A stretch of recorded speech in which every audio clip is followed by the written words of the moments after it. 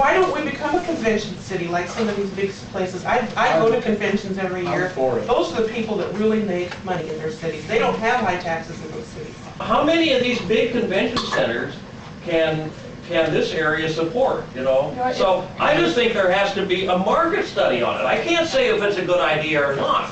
Go ahead, Chris. You know? If we don't build an arena like that, I think that the economic impact is going to be all of the state sport championships gone. They're going to move to Omaha because of the Car Center. Absolutely. So all of the things that brought large quantities of people here multiple times a year, we're going to lose those. They're wanting the convention or some of those up downtown. And downtown can't support a lot of that. No, there's not enough parking. There's not enough parking, there's not enough structure, There's not enough hotel rooms. there's not enough hotel rooms to do. They don't have an airport that's even big enough to bring anybody in for a convention, number one. That's more of a runway. I mean,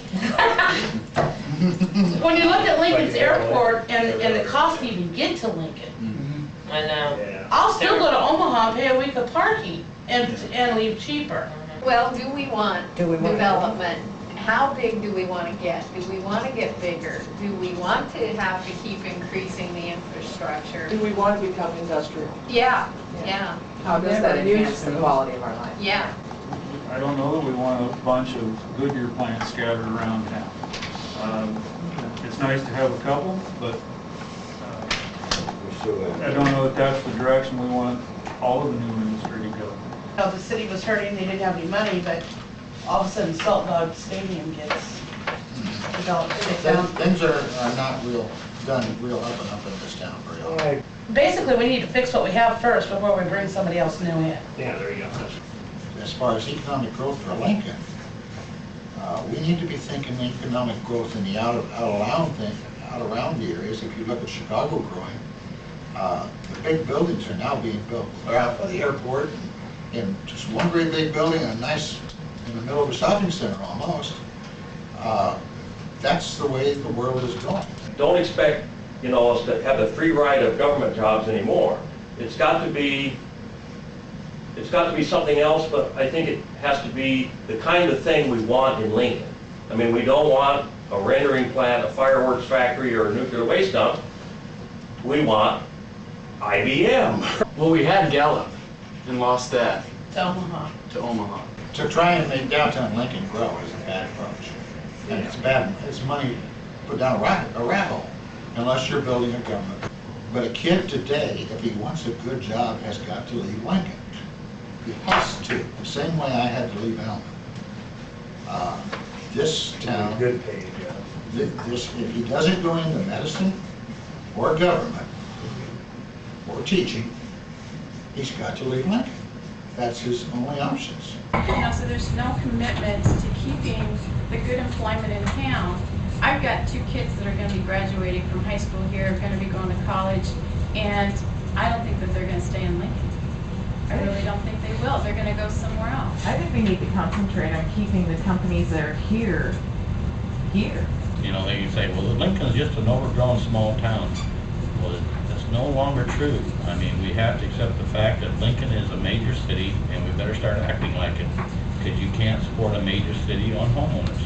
No, they're talking about another hotel downtown. Do they need another hotel downtown? Here's a negative I have for one method that Lincoln uses substantially for redevelopment, for bringing in development to Lincoln, and that's the blighting of areas, and then utilizing the TIF funding to do the development, and then it helps out the developer. Yes, it does bring development in, but what people miss is that you basically, when they tip an area and develop something, the value is frozen for tax purposes on the value before the new development is put in. The upside to that somewhat is sales tax generation of whatever's there.